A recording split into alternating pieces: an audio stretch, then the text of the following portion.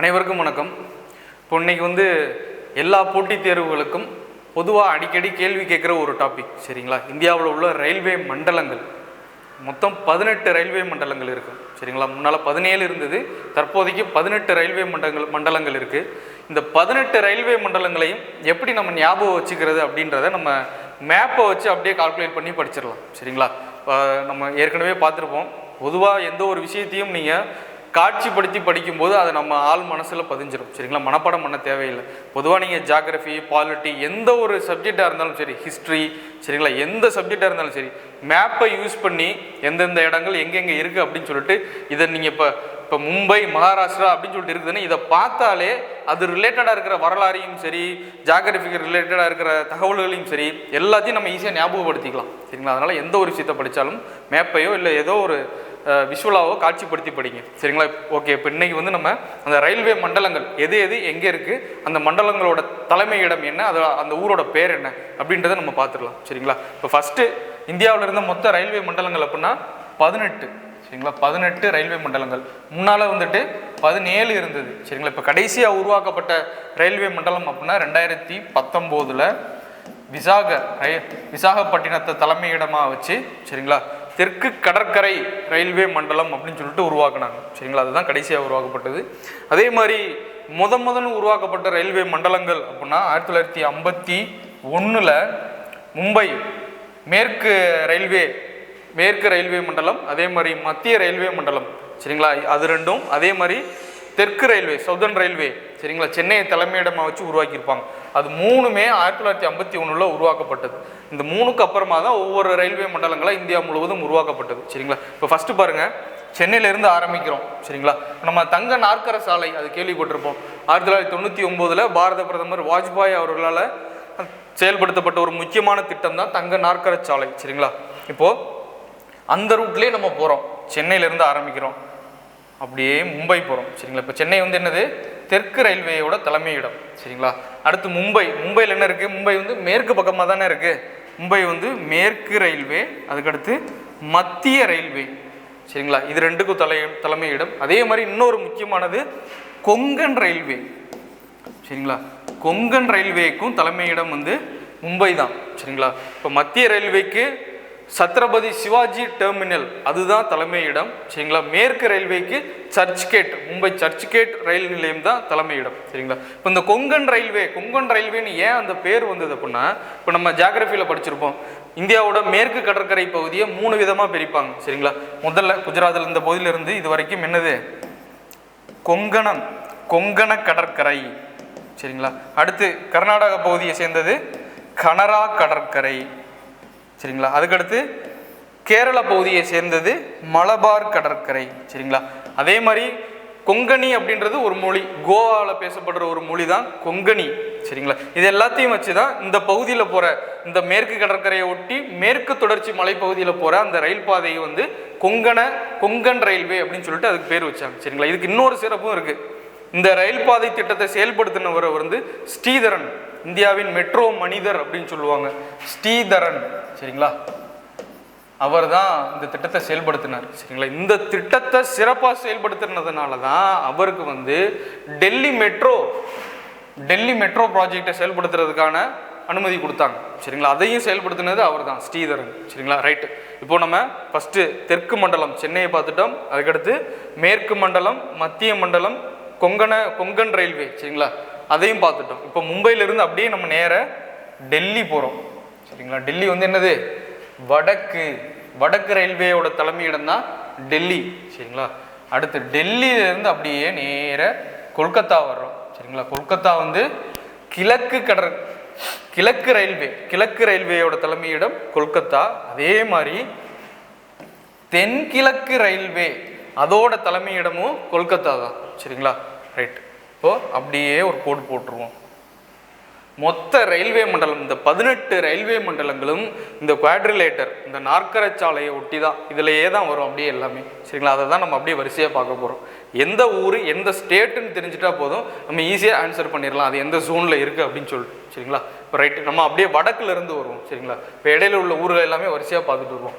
இப்போ வடக்குலேருந்து கிழக்கு போகிற வழி, டெல்லியிலேருந்து கல்கத்தா போகிற வழியில் இருக்கிறது ஃபஸ்ட்டு இங்கே லக்னோ பக்கத்தில் அலகாபாத், அலகாபாத் சரிங்களா.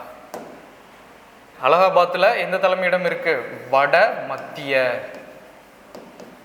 மத்திய அலகாபாத் சரிங்களா. அதுக்கு அடுத்து அலகாபாத்துக்கு அடுத்து கோரக்பூர்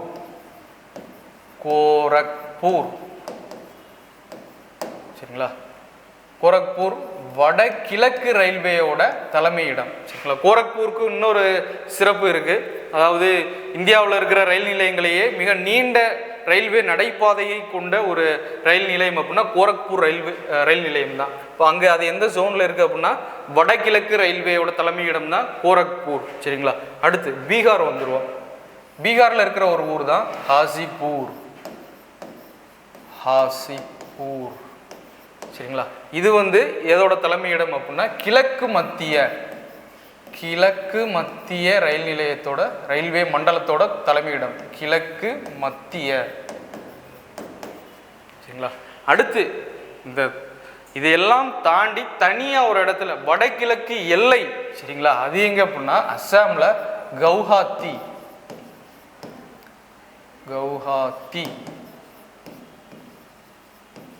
அஸ்ஸாமில் வடகிழக்கு எல்லைப்புற ரயில்வேயோட தலைமையிடம் எது அப்படின்னா கவுஹாத்தி. வடகிழக்கு எல்லைப்புற ரயில்வேயோட தலைமையிடம் கவுஹாத்தி சரிங்களா. ரைட். இப்போ அடுத்து அப்படியே கிழக்கிலிருந்து நம்ம அப்படியே கீழே வந்துடுறோம் சரிங்களா. ஃபஸ்ட்டு ஒடிசாவோட தலைநகரம் புவனேஸ்வர். அது கிழக்கு கடற்கரைக்கு தலைமையிடம் சரிங்களா. கிழக்கு கடற்கரை ரயில்வே மண்டலத்தோட தலைமையிடம் புவனேஸ்வர், ஒடிசாவோட தலைநகரம் சரிங்களா. அடுத்து அப்படியே ஒடிசாவிலிருந்து நம்ம ஆந்திராவுக்கு வந்துடுறோம்.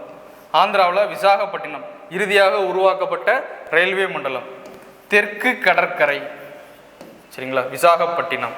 அடுத்து பாருங்க அப்படியே விசாகப்பட்டினம் கீழே வந்துடும் ஹைதராபாத் பக்கத்தில் சரிங்களா. தெலுங்கானாவில் ஹைதராபாத் பக்கத்தில் இருக்கிறது தான் செகந்திராபாத். தென் மத்திய ரயில்வேயோட தலைமையிடம் செகந்திராபாத் சரிங்களா. ஹைதராபாத் பக்கத்தில். ஹைதராபாத்துக்கும் செகந்திராபாத்துக்கும் இன்னொரு சிறப்பு இருக்கு, இரட்டை நகரங்கள் அப்படின்னு சொல்லுவாங்க சரிங்களா. ரைட். அதுக்கடுத்து நம்ம சென்னையிலிருந்து மும்பை போகிற வழியில் இருக்கிற இன்னொரு முக்கியமான ஊர் தான் ஹூப்ளி.